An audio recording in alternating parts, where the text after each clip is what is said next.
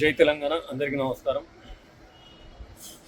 తెలంగాణ రాష్ట్రంలో కాంగ్రెస్ పార్టీ పాలన తీరు ఎట్లుందంటే, ప్రజాక్షేత్రంలోకి వచ్చి ప్రజల సమక్షంలో ప్రశ్నిస్తేనేమో అక్రమ కేసులు పెట్టి వేధించుకుంటూ కోట్ల చుట్టూ దింపుకుంటూ జైలు పాలు చేస్తూ ఉంది. సరే, ఈ రకంగా ఉంది కదా అని చెప్పేసి ప్రజల ఎన్నికలతో వారి ఆశీర్వాదంతో గెలిచి ఎమ్మెల్యేగా అయిన తర్వాత రాజ్యాంగం ప్రకారం శాసనసభలో ప్రశ్నిస్తేనేమో సభలో నుంచి సస్పెండ్ చేస్తూ ఉన్నారు.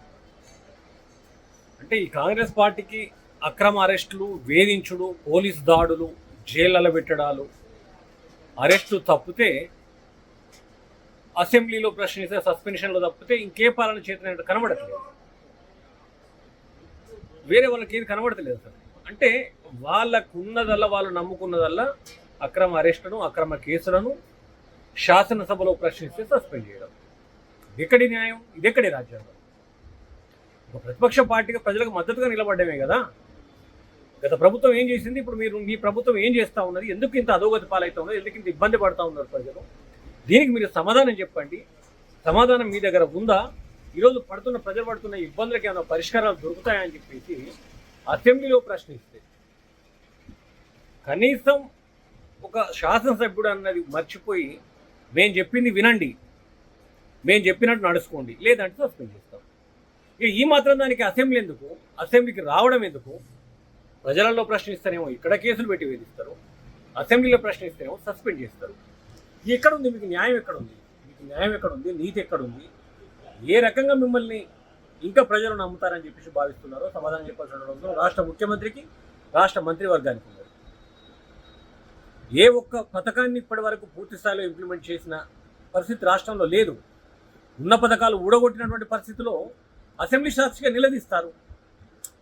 మీ దగ్గర సమాధానం ఉంటే చెప్పాలి, లేదు ఏలోగా మీరు చేస్తారు. డిసెంబర్ 9 అని చెప్పి 2023 డిసెంబర్ 9 అని చెప్పిన మీరు ఇప్పుడు 15 నెలలు దగ్గరకు వచ్చింది ప్రభుత్వం ఏర్పడి. ఇప్పటి వరకు ఏ పథకాన్ని కూడా మీరు ఇంప్లిమెంట్ చేయలేదు. రైతు బంధు అనేది కూడా మీరు పెంచుతూ ఉన్న రైతు బంధు ఒక మాసం, ఒక సీజన్ మొత్తానికి కూడా కొట్టిండ్రు.